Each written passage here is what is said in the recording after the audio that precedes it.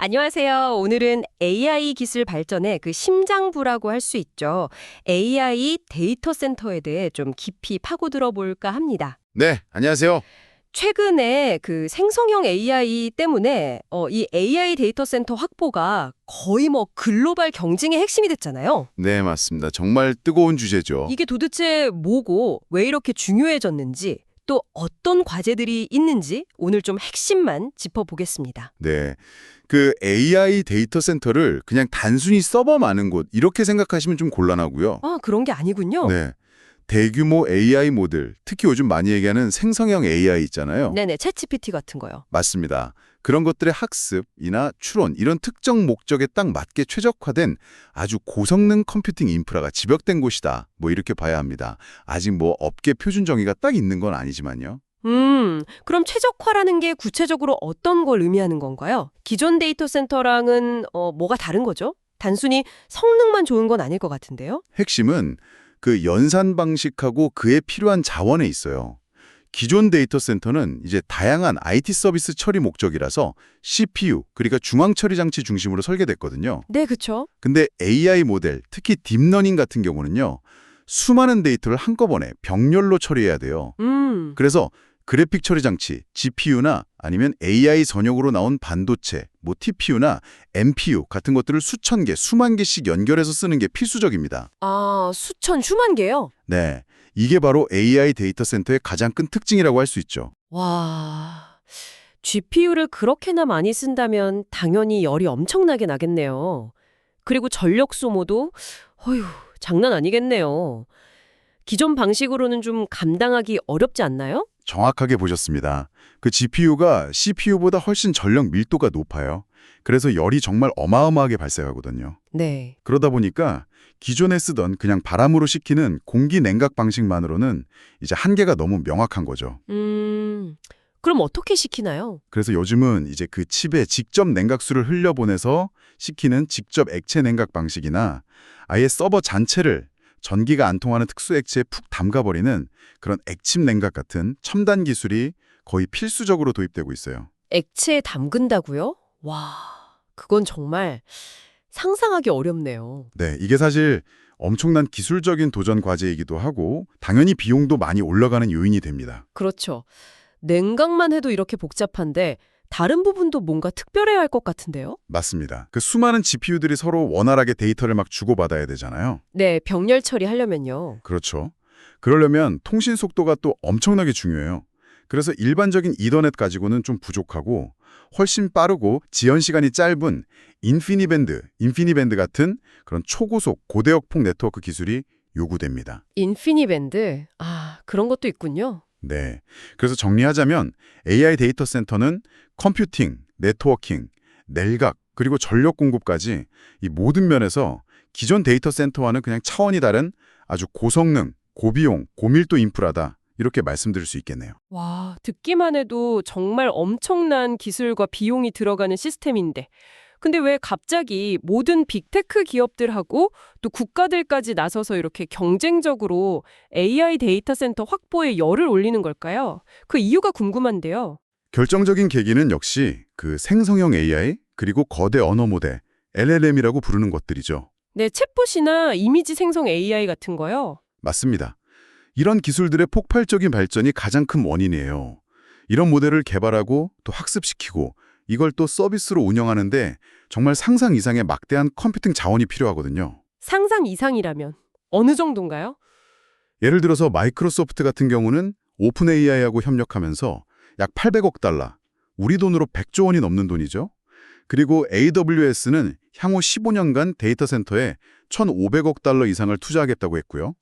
메타 역시 수백억 달러 규모 투자를 계속하고 있습니다. 1,500억 달러요? 와, 정말 천문학적이네요.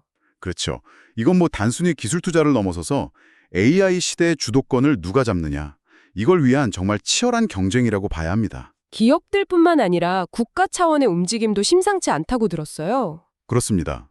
뭐 미국하고 중국의 기술 패권 경쟁은 말할 것도 없고요. 일본, 영국, 중동 국가들, 그리고 우리 한국까지 주요국들이 다 이 AI 데이터 센터를 국가 안보나 경제의 핵심 동력으로 보기 시작했어요. 국가 안보 차원에서요? 네, 그래서 이게 더 이상 민간 기업만의 영역이 아니라 국가의 전략 자산으로서 인프라 구축 경쟁에 너도 나도 뛰어든 셈입니다. AI 경쟁력이 그냥 바로 국가 경쟁력이 되는 시대로 접어들고 있다. 뭐 이런 명확한 증거라고 할 수 있겠죠. 정말 대단한 투자가 이루어지고 있군요. 그런데 이렇게 급속하게 막 확충하다 보면 분명히 그늘도 있을 텐데요. 가장 좀 우려되는 문제점 어떤 게 있을까요? 가장 심각하고 또 당장 우리 눈앞에 닥친 문제는 단연코 그 엄청난 전력 소비 그리고 거기서 따라오는 환경 문제입니다. 전력 소비. 아까도 잠깐 말씀하셨지만. 네, 이게 어느 정도냐면 최첨단 AI 데이터 센터 하나가 웬만한 중소도시 전체가 쓰는 전력량하고 맞먹을 수 있다는 분석도 있어요. 최근에 xAI가 짓고 있다는 슈퍼컴퓨터 콜로서스는 무려 300메가와트급 전력이 필요하다고 하죠. 300메가와트요? 그게 어느 정도 규모인가요? 원자력 발전소 1기의 보통 출력이 1기가와트, 즉 1000메가와트 정도니까 뭐 엄청난 양이죠. 전 세계 데이터 센터 전체 전력 수요가 2030년까지 연평균 15% 이상 급증할 걸로 예측되는데 이건 당연히 탄소 배출 증가하고 바로 연결됩니다. 탄소 중립 목표랑은 완전히 반대로 가는 거네요. 그렇죠. 게다가 아까 말씀드린 그 첨단 냉각 시스템을 돌리려면 또 물이 엄청나게 필요해요. 이게 지역의 수자원 고갈 문제까지 일으킬 수 있다는 우려가 나오고 있습니다. 그래서 가트너 같은 시장 조사 기관에서는 2027년까지 전 세계 AI 데이터 센터의 40%가 전력 부족 문제에 직면할 수 있다. 이런 경고를 하기도 했습니다. 40%나요? 와, 정말 심각하네요. 에너지 문제 말고 기술적으로나 운영상 부딪히는 어려움은 없습니까? 물론 있죠. 당장 그 고성능 GPU나 HBM, 고대어폭 메모리 같은 핵심 부품들 있잖아요. 네, 요즘 뉴스에 많이 나오죠. 네, 이거 공급 부족 현상이 점점 심해지고 있어요. 그러다 보니 당연히 가격도 오르고 데이터 센터 짓는 시간도 늦어지고 있죠. 그리고 아까 말씀드린 그 첨단 냉각 시스템 있잖아요. 이걸 효율적으로 설계하고 또 안정적으로 운용하는 것 자체가 상당히 고도의 기술력을 요구하는 과제입니다. 이것도 쉽지 않고요. 그렇군요. 또 하나는 이제 방대한 데이터를 다루다 보니까 점점 더 교묘해지는 사이버 보안 위협에 대응하는 거. 이것도 큰일이고요.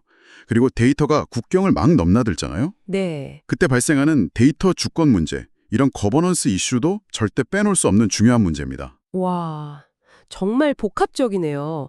에너지, 환경, 기술, 비용, 보안, 주권. 이런 과제들 때문에 각국 정부가 규제도 하고 지원책도 내놓으면서 이렇게 적극적으로 개입하고 있는 거군요. 네, 바로 그렇습니다. 예를 들어서 미국 같은 경우는 반도체 지원법, 칩스 액트라고 하죠. 그거랑 더불어서 연방정부 소유 땅을 활용하게 해주고 인허가 절차도 좀 빨리 해주는 그런 정책을 펴고 있고요. 네. 중국은 뭐 정부가 아주 주도적으로 기술 자립하고 인프라 구축에 총력을 기울이고 있죠. 영국은 AI 데이터 센터를 국가 핵심 인프라로 딱 지정을 했고요. 일본은 데이터 센터를 지방으로 좀 분산시키고 친환경적으로 만들려고 노력 중이고 싱가포르는 아예 녹색 데이터 센터 로드맵 같은 걸 추진하고 있습니다. 한국은 어떤가요? 항공 역시 광주에 국가 AI 데이터 센터를 만들었고 이어서 더 큰 규모의 국가 AI 컴퓨팅 센터 구축을 추진하는 등 정책적인 지원을 계속 강화하고 있습니다. 각 나라가 처한 상황이나 전략에 따라서 아주 다양한 방식으로 대응하고 있는 거죠. 네, 오늘 쭉 말씀을 들어보니까 이 AI 데이터 센터라는 게 AI 혁명을 가능하게 하는 정말 강력한 엔진이긴 한데 동시에 에너지 위기, 환경 문제, 또 기술적인 난제, 안보 이슈까지 다 품고 있는 뭐랄까 양날의 검 같다는 생각이 드네요. 네, 아주 정확한 지적이십니다. AI 데이터 센터는 분명히 AI 시대의 핵심 동력이 맞아요. 하지만 그 이면에 드리운 그림자도 절대 외면할 수는 없죠. 네. 그래서 앞으로 중요한 건 단순히 양적으로 막 늘리는 걸 넘어서서 기술 혁신을 통해서 어떻게든 에너지 효율성을 높이고 또 재생에너지 기반으로 좀 안정적인 전력망을 확보하고 그리고 데이터 보안이나 주권 문제에 대해서도 국제적으로 같이 협력하고 규범을 만들어 나가는 것, 이런 노력들이 정말 중요합니다. 결국은 균형이군요. 그렇습니다.